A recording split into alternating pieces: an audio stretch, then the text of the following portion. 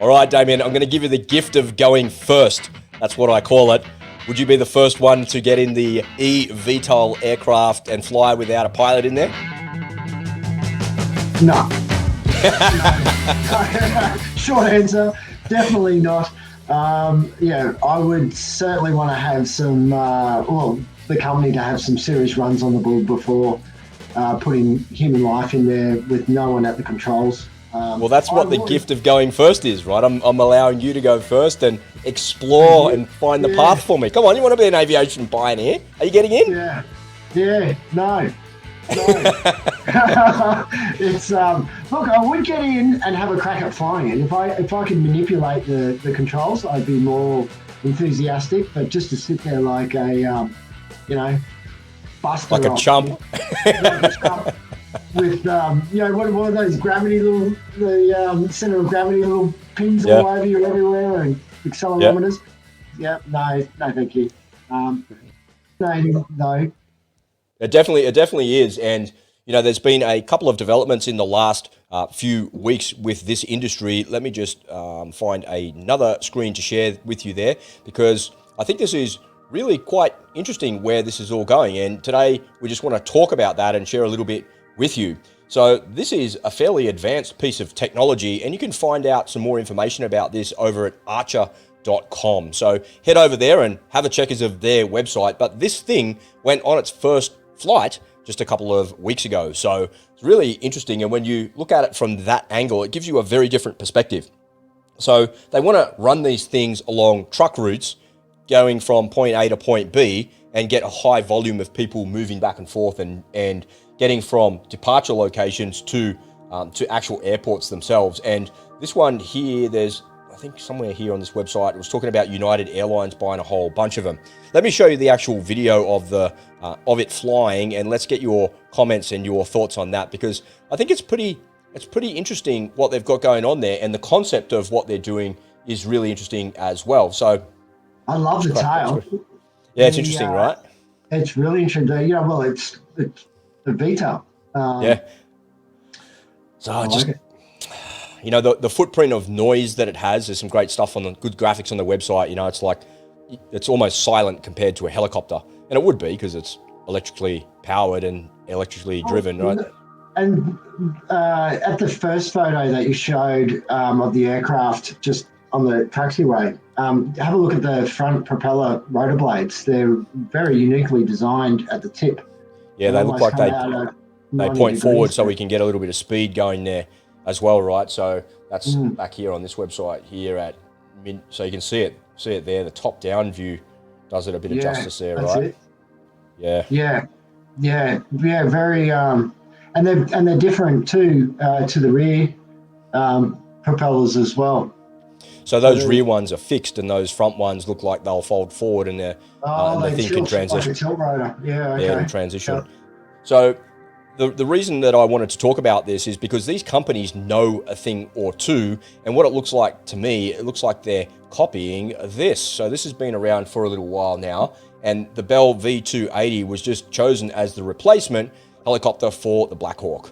So there was a big competition that was ongoing for a little while, and they decided that the tilt rotor was the actual way to do long range support. And the thing gives you like 3 times what a Black Hawk would actually give you. But it's really interesting when you look at the shape of it. It's very similar. So see the V-tail, and so these other ones have gone ahead and copied a very similar design. So that, if you look at it, it kind of looks like a Black Hawk. It's got some very similar characteristics, and it certainly has incredible. What it can do is incredible compared to a Black Hawk. Like the range is 3.5 times what it is. The speed, twice as far, twice as fast. It's actually more than that. This is a pretty old video. I think the Black Hawk had a speed of about 160 knots or something. I think it was. Yeah, this thing goes like. It's called the V280 because they clocked it at 280 knots TAS. But they actually improved the TAS at the end of the flight envelope. So that was the testing machine, and that testing one got up to 305. So wow. Yeah, it's amazing, right? Yeah. And when you hear the sound of it as it flies past, it has this like whine, like this as it goes past. You never heard a machine that sounded like that before. It's really interesting, and that's all because of its shape, of course, right? So tell me, Rob, what is the difference between that and the Osprey? Is it the size, or is there any other sort of other capabilities that are different to? I mean, the Osprey's been around for a while. It's, I guess, somewhat old technology to some degree. So they learn all the lessons from that, right? So there was 650,000 flight hours from the Osprey that they learnt lessons from in this. So it's all built around the maintenance. For every 1 hour these machines fly, there's like 10 or 20 hours worth of maintenance required in the back end. And so the vast majority of what they do when they're designing these things and building these things is to eliminate all of that. And then they want them to be modular. So this thing's going to be around for the next 50 years. How do we continuously upgrade it? What do we do? What black boxes do we put in this thing to continuously upgrade it? So the biggest difference between this and the V-22 is it's a smaller aircraft. The V-22 is designed to take like a platoon of Marines or a platoon of soldiers, but this one is designed to take just a section of soldiers. So it'll only fit a dozen people in it versus 30 people in it. So that's the first big difference. V-22 has a ramp at the back. This has side doors like that as well. This one actually goes faster, and it has a weapons capability as well. It has a gun in the nose of it. It has a Hellfire capability, and there's all sorts of different weapon systems that they want to put onto it. So the V-22 doesn't have any of that. So, and it also get it up at altitude. It's cool, right? Yeah, no, I think it looks pretty cool. Oh, yeah, I do like the VTOL tail because you don't see that too much anymore. I mean, the Bonanza VTOL, when I see one of those flying around, still looks pretty cool. That's older than me and you put together. Yes. Oh, no, maybe not put together, mate, but maybe. Well, I'm only 24. Yeah, I feel like. So I look at these things here and I wonder, this is the right tool for the job. So getting people to and from Badgerys Creek Airport to Sydney, would this type of machine do it? Well, yes, definitely. Would you want to skip over the 1 hour train trip direct from Badgerys Creek to Central Station here in Sydney? And it doesn't matter what country you're in the world or what city you're in the world, same sorts of things apply. If you've ever been to Heathrow Airport, it'll take you an hour to get to anywhere from Heathrow as well, because it's on the outskirts of the city. Likewise, in the US as well. If you go into major centers, the airports are usually on the outskirts of the city and you've got to get somewhere quickly. But would you get into something like this for the sake of saving 20 minutes or 30 minutes? I kind of question it a little bit from that perspective. And I just go, why would I pay $250 for a ticket on that thing to save myself 45 minutes? I'm just going to get on the train anyway. Who cares? I guess it'll all start out with the people who can afford it, right? So I think more the rich are going to probably, well, hopefully take it up. And then through that, hopefully, as it becomes more and more popular, the prices do come down in it. I mean, in theory, right, the whole point that we're going to electric is one of the benefits of cost savings. We don't have to, always be putting fuel or less moving parts on electric motors, so they're more reliable and longer wearing. So, yeah, I'd like to see that. How that sort of transpires, I suppose, into the future. And I think in Australia, we have the Olympic Games earmarked for the 2032 in Brisbane. And there's lots of talk about that's going to be Australia's first sort of expo of demonstrations of these types of aircraft flying around. And I believe that's the idea, is to actually transport people from the airport to their hotels. So there's companies out there now that are buying or leasing real estate or roof real estate on high rises to potentially put them into landing pads into the city. Matt, I think the concept is bang on in terms of if you could just get off the plane rather than getting on a bus or a taxi, and you can jump on one of these and end up at the roof of your hotel, jump in the elevator, check in. I love it. I mean, we are really that one step closer to being the Jetsons, right? I mean, it really is becoming a reality.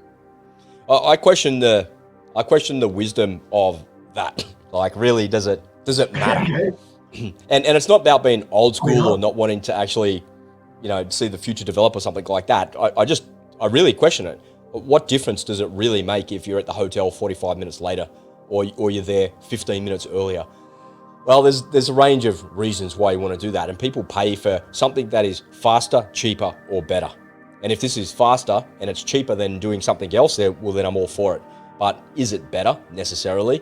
No. They come along and they make these big claims that it's sustainable and it's green and it's all of these things, but they always forget to tell you that the lithium that goes in those batteries and the cobalt that goes in those batteries are dug out of a mine in the Congo by a child and slave labor, and they all come from supply chains in China. If we end up in a war with China, then there's no more supply chains to actually do this. There's no homegrown solution for this. And that's anything, right? It doesn't matter if you're trying to build an aircraft like this or you're trying to build some other invention. You'll have a supply chain, but don't fall into the trap of thinking that this is green and it's good for the environment and it's all of this green stuff and this leftist stuff, because I just don't think it is. And I think that's a marketing ploy that they're trying to use to actually draw you in and make you look at it. I was looking at Boom Supersonic, that next version of a Concorde, just the other day, and their number one pitch is that aircraft can fly at Mach 1.7. It'll take you half the time to get wherever you want to do. It opens up the world to a whole bunch of new locations and it speeds everything up, and the tickets will be really cheap. But they lead with the fact that this is made to go on sustainable aviation fuel. That's what they're leading with. And I'm scratching my head going, the word sustainable is a bit of an oxymoron. And there's no such thing as sustainable. There is nothing sustainable. In order for you to create aviation fuel, there's things that are in that cycle, in that production cycle, that are not sustainable. So to say that the fuel is sustainable and it's designed to run on that is one thing, but to actually do that in practice is something completely different as well. And I know there's been a couple of airlines that have run demonstrator flights on sustainable green fuel, and that has been successful because it works just like regular AvTOR. But the reality is there's no such thing as sustainable. It's all a bit of a marketing ploy. So I'm always conscious of what they're trying to present to us as well, and trying to look behind the story and look behind what it is that they're trying to say.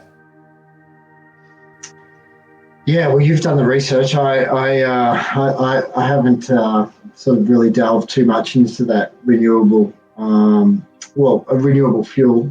Well, these things fly on batteries, right? So this Archer batteries thing, with lithium and all of that. I mean, yeah, you're right. There is the mining side of it does need to be cleaned up, doesn't it? But I think what happens if it catches fire mid-flight? There's like, you and I are working with drones all the time. You see those batteries, they swell up and you're like, man, throw that thing on the ground, you don't want it to catch fire, because if it catches fire, all sorts of things go wrong. And I'm sure they go through all the FAA certification and it ticks all the boxes and all that stuff. But that doesn't mean that it doesn't happen, because plenty of Tesla cars have caught fire and plenty of scooters and push bikes have caught fire. If you just go onto YouTube for 5 minutes and look at electric batteries catching fire. Another one that have caught on fire, right? Like lithium's a pretty volatile chemical. So it's definitely a worry to if you were.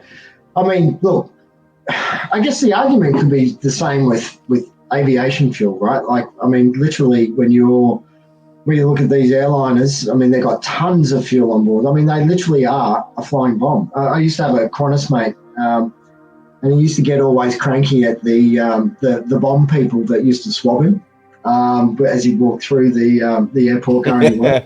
And he's like, "Why would I be carrying a bomb when I'm flying one? Like, I'm literally flying an aircraft that is just absolutely loaded to the hilt with high volatile fuel." I guess it's a similar thing, isn't it? I mean, and look, aviation's been fraught with anything new that's sort of come in over the years, right? There's been incident after incident, and they work through it, and they get better, and they get more reliable, to the point where today nobody really blinks an eyelid jumping on a jet to fly on the other side of the world. We're kind of like, well, it's safe. It's safer than driving your car. So yeah, look. It's going to be interesting times ahead, but sustainable, I guess we'll have to wait and see, don't we? I mean, there's also a lot of research and good results that are coming out of recycling these lithium batteries as well, to the point where they're actually getting better charge times out of them and better power as well from a recycled lithium battery. So we're getting, I think the product's so new that we're still kind of in that learning phase of how does it work? and how can we really get the best out of it. So I think, yeah, I mean, just even the short period of time where cars have started, particularly with Tesla, when they were their first cars that they released to the cars that they've got out there now, in terms of the power that they can discharge from these batteries rapidly, as well as the longevity and the longer battery run times as well. So they're getting more kilometres per battery charge, and it's improving. I think in a world of instant gratification, we forget that this stuff hasn't been around that long at all. It seems like it's been around for 30 years, but the reality is that it's been around for about a decade. And the development of it and the rapid utilization of it, and people taking it to things like Archer and Limosa is what it's called, that other one, the aeromedical one. The evolution of that has been like ultra fast. And I look at it and ask the same question about automation all the time. Would I get in the thing without a pilot? And it's like the gift of going first. Would you do it? Would you get in it? Well, maybe in 30 years. Maybe in 30 years I would. I don't know. Are we still sending animals in aircraft for test flights? No, I can't see. I don't know. I wouldn't want to be the first. So one of the things that I was researching in preparation for this, and I came across, because I'm continuously on this channel looking for ideas to create content and do different things, I was looking at how long it takes to get an aircraft certified. So if you build something like this Archer thing or the Limosa thing or Boom Supersonic, like that, how long does it typically take? And it's anywhere from a year to about 6 years, depending on what it was. And I came across a graph that said the fastest time was about 300 days and the longest time was like 800 and something days. It took a long time to get these things certified. And that's the whole reason for the process, right? If it takes 2 or 3 years for one of these eVTOL machines to get certified, well, then you can probably rest assured as a member of the general public that it's safe, it'll be okay, and you'll be good. And in the process of researching that, I remembered a story that I learned about the F-16. Back in the day when they were first producing those, John Boyd said, all this idea of bombers is a good idea and everything, but we need fast, maneuverable fighters that can win a dogfight. And that's where F-16, F-15 came from, Tomcat, and also F-18. The ideas of John Boyd is where that happened. And when the F-16 was first brought into service, it was known, its nickname was a lawn dart, because the things crashed so frequently, and they would take off and they'd literally and there's some funny jokes out there of people being posted to the air bases in Germany, and the new pilots would come in and they would say, well, where is the housing that they gave to you? And the people would say, oh, our housing was here. And you well, you can expect that's at the end of the runway. You're going to have an F-16 in your front yard anytime soon, right? Because they crashed so frequently. But if you go right back to the start, that most development is fraught with all sorts of problems like that. But come to today, the F-16 is the most prolific fighter plane in the world, and it has an unmatched record of what it can do. And so many air forces throughout the world use the thing, and it continues to be in service 50 years after it was first invented, and they're still building new ones, for heaven's sake. It's like amazing what it evolves into. So I think someone like myself has to consider these things. I go, no way, I'm not getting in that. But over the scale of a long period of time, and by long period of time, I mean 20 or 30 years in aviation, that's like half of it. When you're sort of 40 to 60 years into it, now the technology has really matured, and that is something that will become prolific and it will become available like that. It's interesting where it's going to. So it's certainly an interesting time to be alive in aviation with the evolution of these new things happening. Yeah, absolutely. It is very exciting, and it's not going to stop. There's lots of, all the big manufacturers, Boeing, Airbus, they're all pouring millions and millions of dollars into this kind of technology. So they're obviously, this is where they want to go. It's going to create a very different environment and future for all of us. I mean, the other thing too is, how do they manage the traffic with this sort of stuff? Like, if it becomes, we've got companies like Uber, they're very interested in this sort of space as well. So how do we start managing the air traffic, and at what lanes are they going to mix it up between the traditional general aviation and airline movements that go on around the world, and then where does it all fit? I mean, it's all got to be layered to some degree, right? Have you ever watched the Star Wars movie where they show the wide shot and in the background, in the distance, there's like these Just machines lines flying along, and they look like they're in lanes and they're crisscrossing each other. It's not just a free for all where I'm going, hey, I'm going over there. No, it's not like the streets of India. It's going to have some order and some lanes associated with it for sure.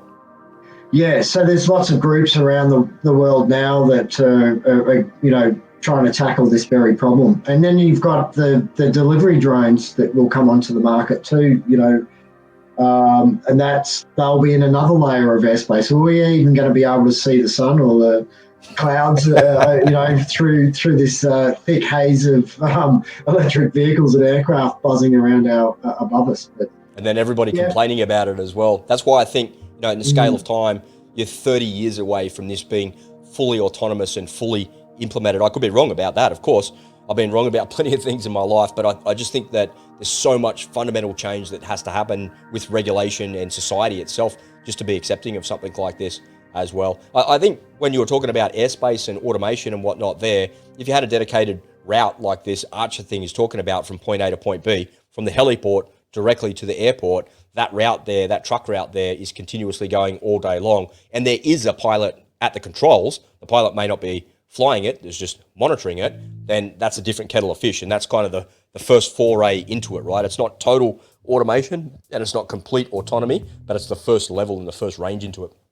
Absolutely. And I would say that's, the Civil Aviation Authority and the FAA and, all the government aviation bodies around the world, that's got to be right on their part of their risk mitigation, if you like. There has to be a person on there that has the ability to actually take over the systems and hopefully provide a safe outcome. But I think they've all got parachute systems and things like that for redundancy.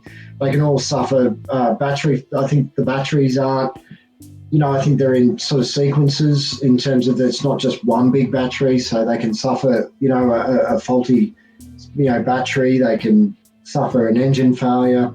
So in theory, the safety perspective, the safety that they're trying to put into these aircraft is there. But, you can't. Would you still get in it without a pilot? Well, this is the thing, if everything's all good and dandy when everything works, but when it doesn't work, and we're relying on technology to basically deploy the shack parachute. There's all these moving parts in the background that a pilot just does have no control over at all. So, I'm still waiting. I'll wait for quite a few people to go before me, I think. All right, folks, if you want to find out some more about the machines we've been talking about, you can visit limosa.ca, that's a Canadian company, and archer.com to find out more. Make sure you share your thoughts with us. Don't forget, if you got value out of this video, to like and subscribe. Make sure you share it around with your friends and your family. All right, that wraps it up for this one. Thanks for tuning in. We'll see you next time. It's bye for now.